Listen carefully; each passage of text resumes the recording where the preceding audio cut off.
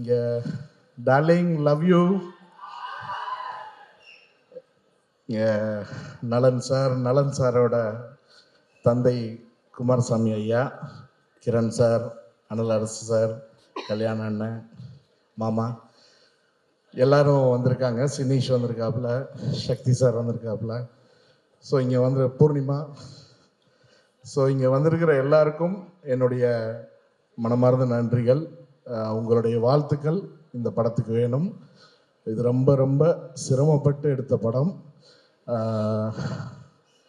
சில படங்கள் வந்து ஈஸியாக கதை சொல்லிடலாம், ஆனால் இந்த படம் கதை சொல்கிறதே கஷ்டம்.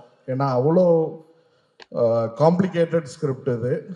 அதை வந்து ரொம்ப அழகாக ஹேண்டில் பண்ணி ரொம்ப அழகாக டெலிவரி பண்ணியிருக்காரு நலன் சார். அவரோட இது 3வது அசோசியேஷன்.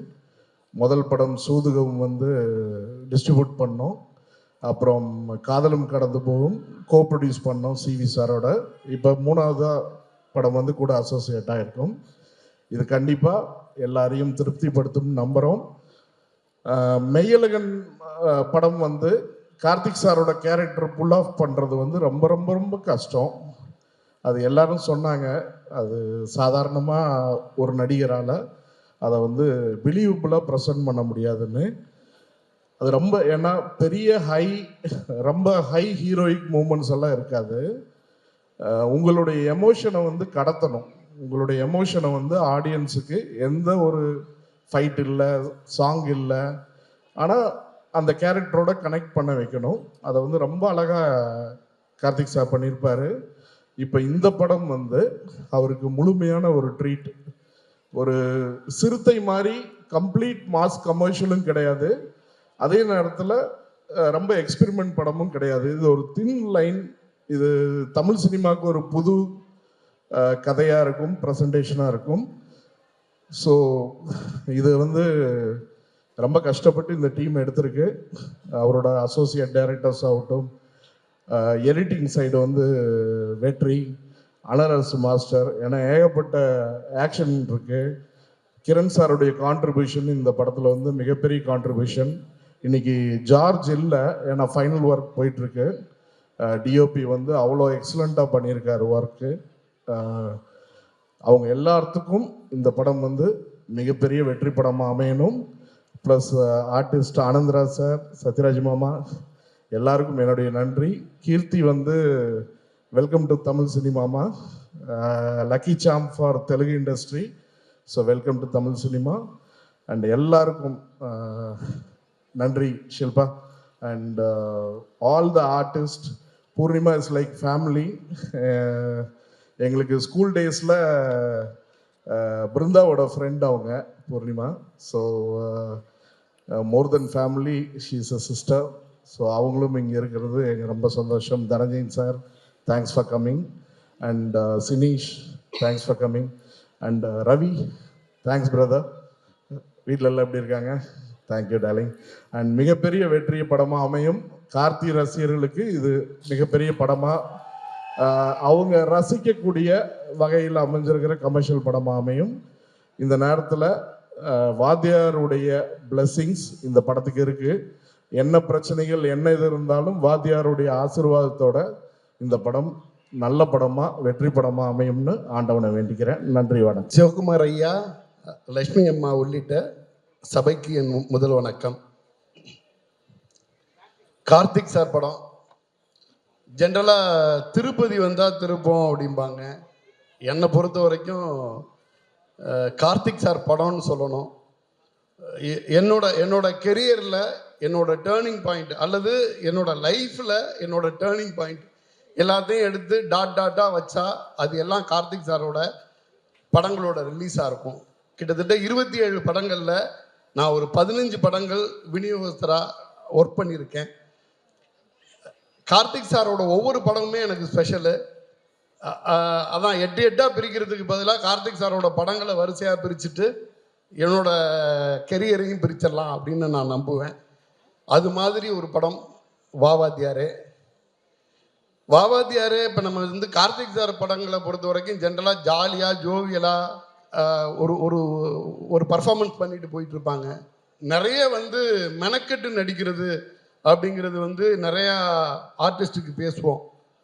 கார்த்திக் சார் வந்து என்னன்னா சின்ன விஷயத்துக்கும் ரொம்ப அளவுக்கு அதிகமாக மெனக்கிடுவார். அது வந்து ஃப்ரேமில் வந்து ஜாலியாக ஒன்று பண்ணிட்டு போகிற மாதிரி இருக்கும். ஒரு சின்ன சின்ன விஷயத்துக்கும் அவ்வளோ சிரத்தை எடுத்துப்பாங்க. நிறைய விஷயங்களில் அவங்களோட சிரத்தையில் வந்து சிவகுமார் ஐயா தெரிவாங்க. சிவகுமார் ஐயா ஒரு விஷயத்தை எடுத்து எவ்வளோ சிரத்தையோட பண்ணுவாங்களோ அந்த அளவுக்கு பண்ணுவாங்க. ஆனால் ஃப்ரேமில் வரும் பொழுது அது வேற ஒன்று ஜாலியாக ஜோவியலாக ஆன் த கோ அப்படியே நடிச்சுட்டு போன மாதிரியே இருக்கும். அந்த கார்த்திக் சார் எம்ஜிஆரை வாத்தியாரை வச்சு ஒரு படம் பண்ணியிருந்தா எவ்வளோ எஃபர்ட் எடுத்திருப்பாங்க அப்படிங்கிறது எனக்கு தெரியும். நிச்சயமாக சாதாரண எஃபர்ட் இருக்காது, மிகப்பெரிய எஃபர்ட் போட்டு எடுத்த ஒரு படமாக இருக்கும் இந்த வாத்தியார். இதில் இன்னொரு சிறப்பு உண்டு. இந்த படத்தோட தயாரிப்பாளரோட தகப்பனார் வி.கே. ஈஸ்வரன் ஐயா. அவர் வந்து மிகப்பெரிய எம்ஜிஆர் ஃபேன்னா என்ன அப்படின்னு வந்து அதுக்கு ஒரு டிஃபனேஷன் எழுதணும்னா அவங்க பேரை எழுதி வச்சிடலாம், அவ்வளோ பெரிய வெறியர். நிறையா சொல்லிக்கிட்டு இருப்பாங்க. அவங்க வீட்டில் வந்து கோயம்புத்தூரில் இருக்க அவங்களோட தோப்பில் ஒரு 27 ஏக்கராவை ஹவுசிங் போர்டு எடுத்துட்டாங்க அப்படிங்கிற மாதிரி சொல்லிட்டு இருப்பாங்க. அப்போ வந்து ஞானவேல் சாரோட அம்மா வீட்டு விசேஷத்துக்கு தலைவர் வந்திருந்தப்ப ஈஸ்வரன் ஐயாவுக்கு அவரை நேரடியாக மீட் பண்ணுறதுக்கான ஒரு சான்ஸ் கிடச்சிச்சு அப்படின்னு சொன்னாங்க. இவங்க ஒட்டுமொத்த ஃபேமிலியும் போனால் இந்த 27 ஏக்கர் ஹவுசிங் போர்டுக்கு போனதை பற்றி ஏதாச்சும் ஒன்று கேட்குறதுக்கான மிகப்பெரிய வாய்ப்பாக ஃபேமிலியில் உள்ளவங்க எல்லாருமே நினச்சிருக்காங்க. ஃபங்க்ஷனும் நடந்திருக்கு, தலைவரும் வந்திருக்காங்க. தலைவர் வந்தப்ப இவர் போய் நேரடியாக வந்து உனக்கு என்ன வேணும் அப்படின்னு கேட்டப்ப நீங்கள் நல்லா இருந்தால் போதும்னு சொல்லிட்டு திருப்பி வந்துட்டு தான் சொல்லுவாங்க.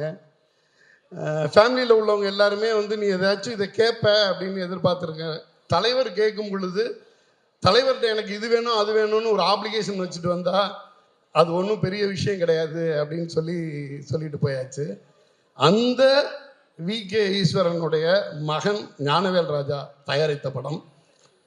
அவருக்கு சமீபத்தில் வந்து நிறைய பிரச்சனைகள் வந்துச்சு.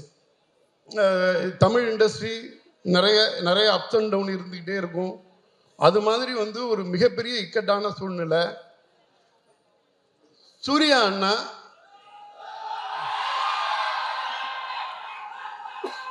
ஒரு தடவை அவரை அழைச்சி அவருடைய பிரச்சனைகளுக்கு ஒன் டைம் சொல்யூஷனாக ஒரு விஷயம் சொல்லியிருக்கார்.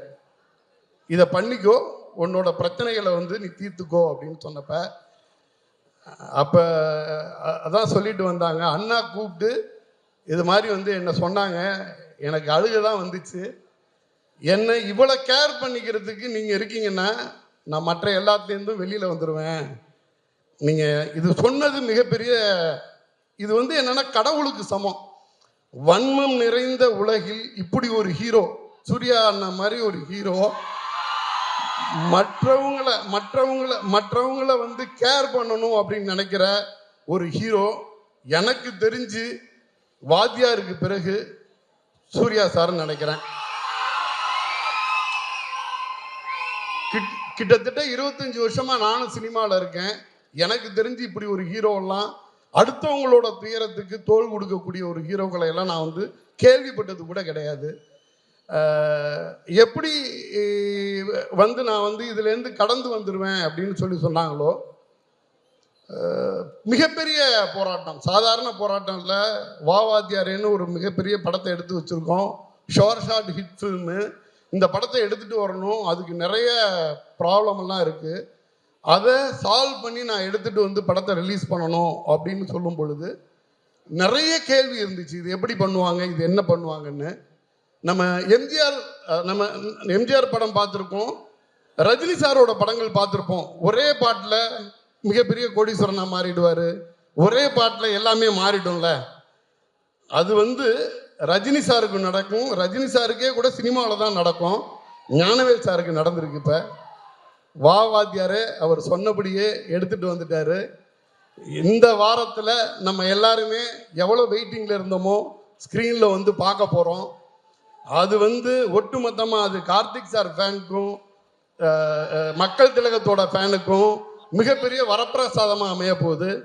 இது என்ன, இப்போ நம்ம நலன், இந்த படத்தோட இயக்குனர் நலன் குமாரசாமி சார் 3 படம், 2 படம் ஆல்ரெடி பண்ணியிருக்காங்க. 2மே கல்ட் அப்படின்னு நீங்கள் ஒட்டுமொத்தமாக நீங்கள் ஆன்லைனில் பார்த்தீங்கன்னா கல்ட் படங்களோட லிஸ்ட்டில் பார்த்தீங்கன்னா அவர் பண்ண 2 படமே சொல்லுவாங்க. நிச்சயமாக எல்லா படமும் 10 வருஷம் கழித்து தான் ஒரு படத்தை கல்ட்டும்பாங்க. எனக்கு தெரிஞ்சு வா வாத்தியாரே ரிலீஸ் ஆன மறுநாளே சொல்லிடுவாங்கன்னு நினைக்கிறேன் மிகப்பெரிய கல்ட்டுன்னு. 10ஆவதுக்கு சத்யராஜ் ஐயா சார் எங்களுக்கு வந்து ஒரு மக்கள் தலைவரை வந்து வாத்தியாரை வந்து இந்த ஸ்க்ரீனில் கொண்டாந்து நிப்பாட்டின மாதிரியே இருந்துச்சு. அவ்வளோ சந்தோஷமாக இருந்துச்சு. மிக பாசிட்டிவான வைப்பு. கிட்டத்தட்ட ஒரு 4-5 வாரங்களாக வந்து தமிழ் சினிமாவுக்கு திரையரங்குகளுக்கு ஆடியன்ஸை புல் பண்ணுற அளவுக்கு கெப்பாசிட்டியான படங்கள் இல்லாமல் ரசிகர்கள் வந்து திரையரங்கை தூக்கி போக முடியாமல் ஒரு ஒரு ஒரு கண்டிஷன் இருந்துக்கிட்டே இருக்கிறதா தியேட்டர் சைடில் எல்லாம் சொல்லிக்கிட்டு இருந்தாங்க. வாத்தியாரே இந்த வருஷத்தோட எண்டில் வந்து மிகப்பெரிய வெற்றி படமாக அமையும்னு நான் நம்புகிறேன். நன்றி.